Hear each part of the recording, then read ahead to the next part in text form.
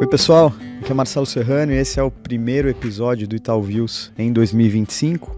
Após uma semaninha de recesso, a gente volta com a nossa programação normal aqui com episódios todas as segundas-feiras e também com os conteúdos complementares no Instagram, com os relatórios aqui do Research e da Macro no Telegram. Então convido a vocês para mais um ano nos acompanharem por aqui. E como já é tradição, o primeiro episódio do ano é sempre um bate-papo com o economista-chefe do Itaú Unibanco, Mário Mesquita. A ideia é a gente tentar discutir, a partir de um horizonte mais longo, aí, as expectativas para a economia brasileira, falar um pouquinho sobre cenário global, das pautas domésticas, falar um pouco dos principais indicadores, passando por câmbio, conjuntura política, atividade econômica, política monetária, entre outros. Então, vamos nessa. Mário, tudo bem? Bem-vindo. Tudo bem, Marcelo, é um prazer estar aqui com você e com todo mundo que se juntou a nós. Ainda há tempo de desejar um feliz 2025. Vamos lá, 2024 foi um ano intenso, né, um ano cheio de desafios, mas também com alguns aspectos positivos para a economia brasileira, tá? E 2025 vai ser também um ano com os seus desafios. Perfeito, acho que falando de desafios de 24... um dos principais assuntos que se colocam aí como um desafio do ano passado e voltam à pauta esse ano é a questão fiscal, né? Acho que para te perguntar sobre esse assunto, eu queria começar perguntando se a gente está num cenário de dominância fiscal e também entender, na sua visão, quais vão ser as estratégias do governo para tentar não só equilibrar as contas públicas, mas também diminuir um pouco as incertezas do mercado. Tá. Olha, a dominância fiscal não é um fenômeno binário, tá? Existe um contínuo, né, de situações, desde aquela em que a política monetária atua de forma tradicional, ou seja, uma elevação da taxa de juros reduz a demanda, ajuda a ancorar as expectativas, ajuda a apreciar a moeda e com isso tudo começa a trazer a inflação para baixo, tá? E o caso oposto, em que a política monetária opera de forma disfuncional, ou seja, você sobe juros, o câmbio, em vez de apreciar, ele deprecia, as expectativas sobem ainda mais, a inflação fica mais pressionada. Por quê? Porque quando você sobe juros, aumenta o risco da dívida pública eventualmente ser monetizada e você tem esses efeitos negativos, tá? A gente não vê esse segundo cenário no Brasil. Tá? A gente está, sim, há alguma perda de efetividade da política monetária por conta da situação fiscal, mas não a ponto da gente ter uma política monetária contraproducente. Então, eu não concordo com essa visão e, mais importante, o Banco Central também não concorda com essa visão. Quanto às estratégias, acho que assim, o governo tem que perseverar na implementação do arcabouço. No mundo ideal até, eu acho que se justificaria perseguir um limite de despesas inferior ao estabelecido pelo arcabouço, 1,5% ao ano em vez de 2,5%, até a gente sair dessa situação fiscal mais crítica. Mais crítica que eu digo é uma dívida pública crescendo a um ritmo de 4 pontos percentuais do PIB por ano, tá? Uma vez que isso seja reduzido para algo como 2 pontos percentuais, aí sim você poderia contemplar voltar a ter um teto de 2,5% ao ano, tá? Mas na situação emergencial, o ideal seria você ser mais ambicioso na estratégia de ajuste, tá? O Banco Central, por sua vez, tem que seguir o seu objetivo, perseguir o seu objetivo, que é a meta de inflação, levando os juros aonde for necessário e mantendo a taxa nesse patamar enquanto julgar necessário, tá? Não tem que inventar. Tá? Quanto mais complicada é a situação, é a conjuntura, pior fica você inventar e você ser criativo na gestão da política monetária. Perfeito. Falando justamente agora sobre política monetária, a gente teve no ano passado um ciclo de cortes, o mercado estimava uma taxa terminal na casa de 9%, a gente mudou a mão, teve nos últimos meses movimentos acentuados de alta, e agora o mercado já fala em algo como 15%. Como você projeta a condução da política monetária com esses desafios que a gente já falou e sob um novo comando aí também que muda um pouco esse cenário? Olha, a última decisão do Copom do ano passado, uma decisão dura, com uma sinalização igualmente dura, que foi tomada de forma unânime, tanto a decisão quanto a sinalização contaram com o apoio de todos os membros do Copom. Então, nas primeiras reuniões do ano, pelo menos, a gente não vê a autoridade monetária desviando desse plano de voo. Ou seja, a mudança na composição do Copom não teria, pelo menos no início, um impacto tão relevante assim. Tá? Isso que a gente está vendo para a política monetária agora no início do ano. Tá? E falando um pouco, começando a falar um pouco da parte global, mas mantendo o tema de política monetária, como você acha que a gente deve ver juros nos Estados Unidos se comportando esse ano e também perspectivas econômicas para lá? Olha, a economia americana vem numa trajetória boa, crescendo bem. A gente, no último relatório do ano, a gente revisou para cima a projeção de crescimento para o ano de 2025, tá?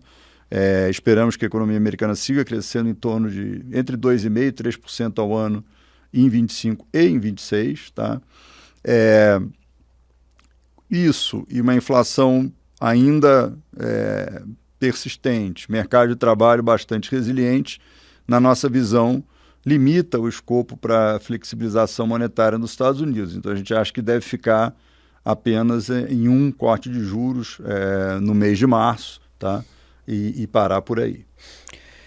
Boa. Falando sobre um outro player importante, internacional, principalmente pensando em balança comercial aqui com o Brasil, como você projeta o ano para a China, se a gente pensar tanto em ritmo de crescimento, estímulos do governo, como é que a gente deve ver no começo desse ano? Tá, antes de falar de China, deixa eu completar considerações sobre os Estados Unidos. O governo Trump deve ter como prioridade agora nesse primeiro semestre a revisão da política comercial, imposição de tarifas, o estabelecimento de negociações comerciais com vários parceiros importantes dos Estados Unidos, tá? E no segundo semestre deve focar mais na política fiscal. Tá? De qualquer forma, as tarifas podem ter um impacto relativamente rápido, tá? As mudanças podem ocorrer por decisão do Poder Executivo, sem necessariamente ter anuência do Congresso. Tá? Mas o impacto mais nítido das políticas do novo governo será sentido mais para a segunda metade do ano e 2026. Né? Por que eu menciono isso? Porque eu tive em viagem à China no final do ano passado, falei com várias autoridades, falei com Banco Central, falei com economistas independentes, com empresários, e a impressão geral é que as autoridades da China vão continuar implementando estímulos graduais, incrementais, tá? E que estão esperando ter mais clareza sobre qual vai ser a política do Trump e qual vai ser o impacto dessa política sobre a economia chinesa para, aí sim, definir um novo e talvez mais intenso e amplo programa de estímulos. Tá?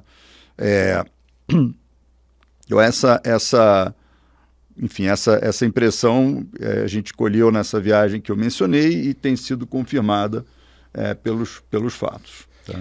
Perfeito. A gente falou aqui de um novo governo Trump, de uma agenda talvez de mais protecionismo, de taxações, China nesse contexto. Eu queria aproveitar para perguntar um pouco como você projeta esse tabuleiro geopolítico que nessa equação ainda conta com conflitos no Oriente Médio, na Europa, como isso deve se comportar?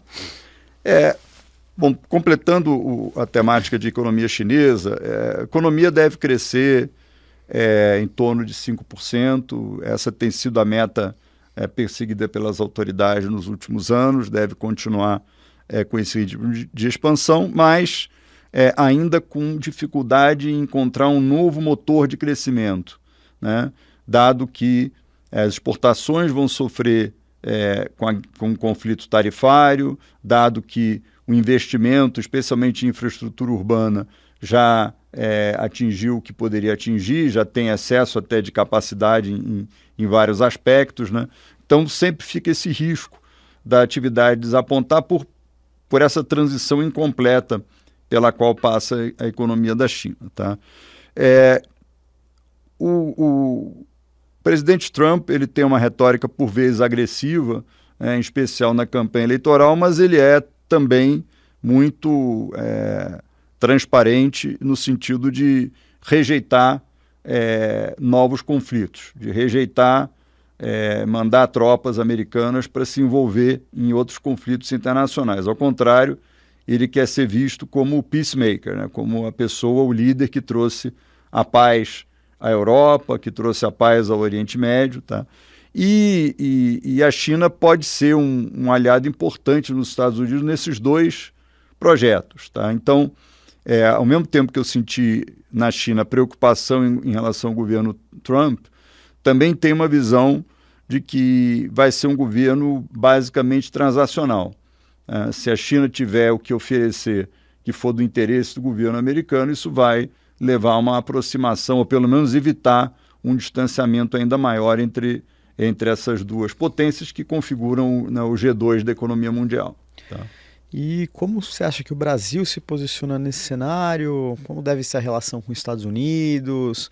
Como deve ser a aproximação com esse bloco, talvez liderado pela China, ali a turma dos BRICS? Como é que o Brasil se posiciona? Bom, acho que o Brasil procura sempre caminhar de forma mais autônoma, né?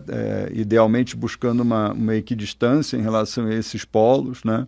Sem alinhamento automático a nenhum deles e tendo boas relações, tanto quanto possível, e tendo boas relações comerciais e diplomáticas, né? E, enfim, não vejo por que o Brasil vai mudar de postura. Tá? Já houve menção a tarifas sobre os BRICS, enfim, que incluiria o Brasil, é claro. Né? O Brasil tem sido citado também como potencial alvo da política, né, da nova política comercial americana, mas eu acho que, enfim, vai ter que lidar com isso sem necessariamente se alinhar de forma automática com outro bloco. Tá? Acho que o Brasil vai continuar buscando ser, né, um trader global, né, alguém que negocia com todos os países e não alinhado automaticamente a nenhum bloco. Bom, Mário, os episódios sobre câmbio, eles sempre despertam a atenção aqui da audiência, e esse ano o tema foi bastante aquecido, né, por conta dos patamares aí que o dólar testou ao longo do ano, principalmente no final do ano. Eu queria perguntar como você projeta essa relação entre o real e o dólar, se o dólar vai continuar testando novas máximas ou se a gente deve ver um arrefecimento aí nesse começo de ano. Tá. Bom, final de ano sempre tem uma sazonalidade de saída, né, e pressiona a taxa de câmbio. E o final do ano passado ainda teve toda a questão do pacote fiscal, enfim, essa discussão que também, em certo momento, contribuiu para enfraquecer o real. Tá? Agora, o diferencial de juros entre Brasil e Estados Unidos, e entre Brasil e outras economias emergentes, ele tende a se ampliar consideravelmente ao longo desse ano. Tá? Com isso, a gente vê espaço para o real se fortalecer gradualmente para terminar o ano em 5,70. Tá? E permanecer, de certa forma, nesse patamar em 2026. Tá? Essa é a visão que a gente tem. O câmbio, a depreciação que aconteceu, ela implica risco para a trajetória inflacionária. O repasse cambial pode ser maior do que historicamente ele foi por conta de desancoragem de expectativas, aquecimento da economia, percepção de que o movimento cambial não vai ser plenamente, né, revertido. Tudo isso pode gerar risco para a inflação e o Banco Central vai ter que levar isso em consideração quando ele calibrar, né, a sua política monetária ao longo do ano. Perfeito. Ao longo do ano passado, o governo reforçou muito que a economia brasileira caminhava bem, com o PIB ali na ordem de 3% ao ano, um mercado de trabalho pujante. Como você projeta a atividade econômica para esse ano? E a gente deve ver níveis parecidos ou a gente deve ver uma desaceleração? A gente vê uma certa desaceleração, tá?